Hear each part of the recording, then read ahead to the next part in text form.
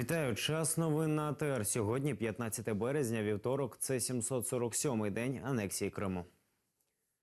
В Криму знову провели обшук в будинку кримського татарина. Феодосійська поліція провела обшук в Арсена Абдурашитова. За словами власного джерела сайту 15 минут, прийшли 5 поліцейських, 3 з них були з автоматами. Правоохоронці не пред'явили документів для проведення огляду. Обшук проводили поверхнево. Оглянули підвал будинку і окремі приміщення. Після того, як стали приходити родичі господарів будинку і поставили питання про підстави цього візиту, правоохоронці пішли.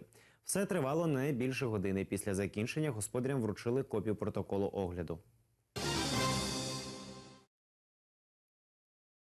Теракт в Анкарі вчинила терористка-смертниця. Вона була членом забороненої в Туреччині робітничої партії Курдистану.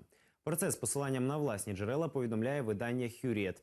Її вдалося ідентифікувати за відбитками пальців. Вчора в Анкарі поховали жертв теракту. Влада країни заборонила розповсюджувати кадри і інформацію про подію. А за інформацією Євроньюз, поняття «тероризм» у Туреччині буде розширене. Тепер ними можуть стати журналісти та публіцисти, що закликають до агресії. Сперва я остолбенел от страха, стоял как вкопанный, а потом бросился к месту взрыва и пытался помочь раненым. Я видел обгоревших людей в автобусе, они все еще оставались на своих местах. Везде были человеческие останки. Потом приехала полиция и все оцепила. Я помогал относить пострадавших в машины скорой помощи.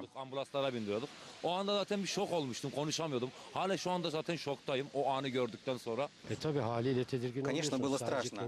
Боишься ведь не только за себя, но и за своих близких, за родных и друзей. Надеюсь, это скоро прекратится. Наши жизни в опасности. Сейчас все нервничают, когда надо куда-то идти или ехать на автобусе. Севастопольський суд продовжив арешт фігуранту справи Хізбут-Тахрір. Руслан Зайтулаєв пробуде в СІЗО ще 2 місяці. Його дітей і дружину до зали суду не пустили. Сьогодні відбувся суд над Рустемом Ваїтовим, Нурі Прімовим і Фаратом Сайфуллаєвим. Результати поки невідомі. Всі вони були заарештовані наприкінці січня 2015-го за підозрою в організації та участі в терористичному угрупуванні. Україна просить Росію передати кримських політв'язнів. Міністерство юстиції України відправило до Росії запит про передачу 4 політв'язнів у зв'язку із станом їх здоров'я.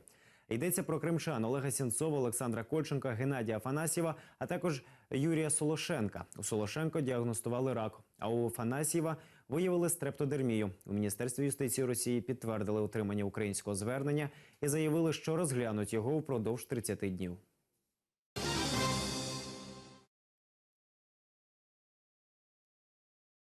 Кримчани займають місця у чергах до автоінспекції з ночі. Заміна номерних знаків з українських на російські повинна закінчитися не пізніше 1 квітня. У Криму спостерігається величезний ажіотаж. У Сімферополі черги з автівок шикуються ще з вечора. Севастопольські депутати російської адміністрації міста пропонують продовжити термін переоформлення до 1 липня. Як відомо, Росія обмежила термін використання українських автономерів до 1 квітня. Всім, хто не отримав російські, загрожують штрафи.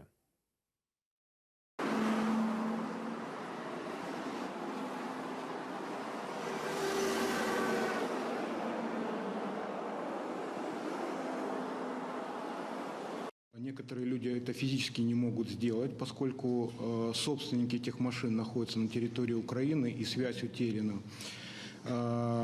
И есть ряд еще проблем, например, невозможно выехать на территорию Украины, потому что этот же автомобиль зарегистрирован и там. К сожалению, одни из автомобилистов обращались в Верховный суд. Верховный суд отказал им вообще в вопросе отказа в перерегистрации. Но, тем не менее, срок 1 апреля нас не устраивает. Сегодня там стоят сумасшедшие очереди в Крыму, в Севастополе.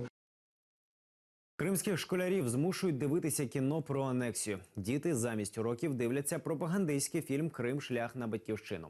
Мешканка Сімферополя опублікувала відео, що підтверджує це. Написала, що дітей не відпускали навіть в медичний пункт. У фільмі «Крим. Шлях на батьківщину» російський президент Владимир Путін розповів про всі етапи окупації півострова і визнав, адміністративні будівлі в Криму у лютому 2014-го захопили спецпризначенці Російської Федерації.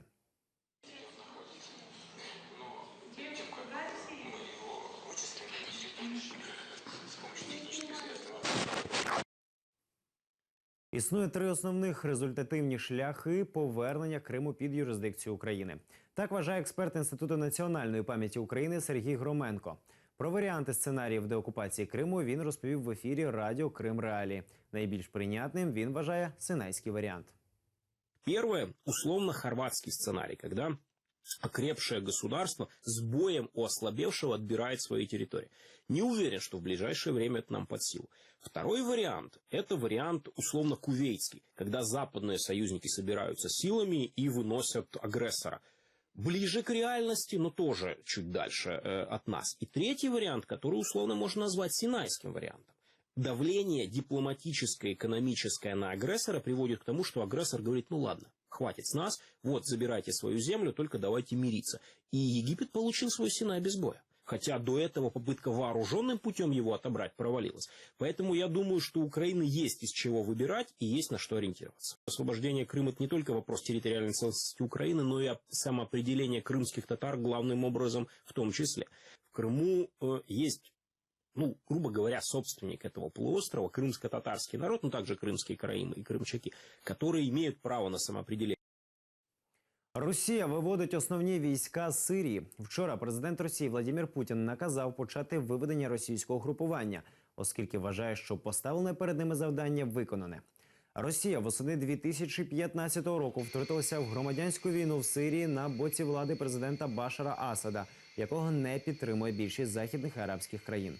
Однак номінальним противником Росії в Сирії була терористичне угрупування «Исламская держава». Впервые были осуществлены массированные удары высокоточным оружием на дальности более 1500 километров, как ракетами как воздушного, так и морского базирования. Установлен контроль над нефтегазовыми полями вблизи Пальмиры. 3 больших поля, которые на сегодняшний день приступили к функционированию в повседневном режиме.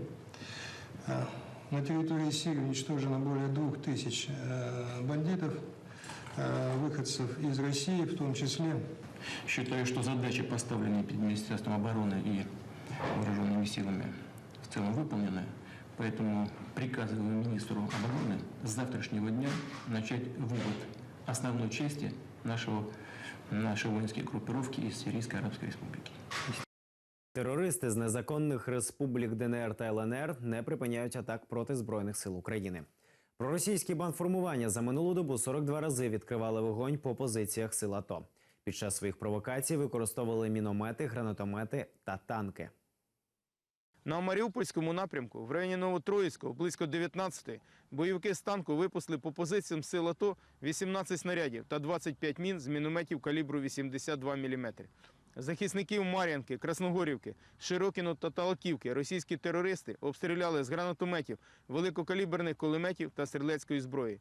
Українські воїни в окремих випадках відкривали вогонь у відповідь на обстріли знахабнілих російських окупантів зі стрілецької зброї та гранатометів. У Києві показали фільм про вірних присязі кримських військових. Вчора відбулася презентація кінострічки «Крим. Як це було?». Фільм знімали 10 місяців. Він складається з 3 новел і розповідає історію 12 чоловік. Зйомки проходили в українських містах, де зараз живуть герої фільму. Починали ми просто як таку авантюру. Ми просто створилася така ситуація, коли Український кризовий медіа-центр в обличчі Сергія Малярчука, Валентина Охлопкова, волонтер, яка допомагає кримським військовим, і ми в Авалон 13 просто знайшли один одного і просто поїхали, по суті, зняти щось про військових. 3 новели, просто ми так структурно вирішили розділити фільми, тому що ми розповідаємо про морську авіацію, про бригаду надводних кораблів і про перший батальйон морської піхоти. І туди ж іде як 89-та аеромобільна бригада, тому що вони там перші вийшли на адміністративний кордон з Кримом. Севастопольця звільнили з поста начальника поліції Вінницької області. Причиною став рапорт про звільнення самого кримчанина Антона Шевцова. Раніше вінницькі активісти публікували інформацію про Шевцова. Його діти досі живуть в Севастополі. У соціальних мережах він і його дружина не раз публікували проросійські пости. А 9 травня 2014-го він брав участь у параді перемоги у Севастополі.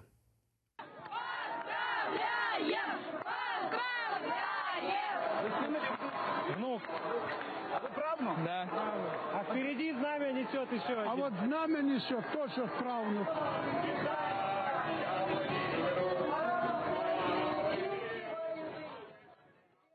Наразі це всі новини. Дізнавайтеся більше з наступного випуску «Заман» з Ельдаром Хорцеїтовим. Залишайтеся з ЕТР. До побачення.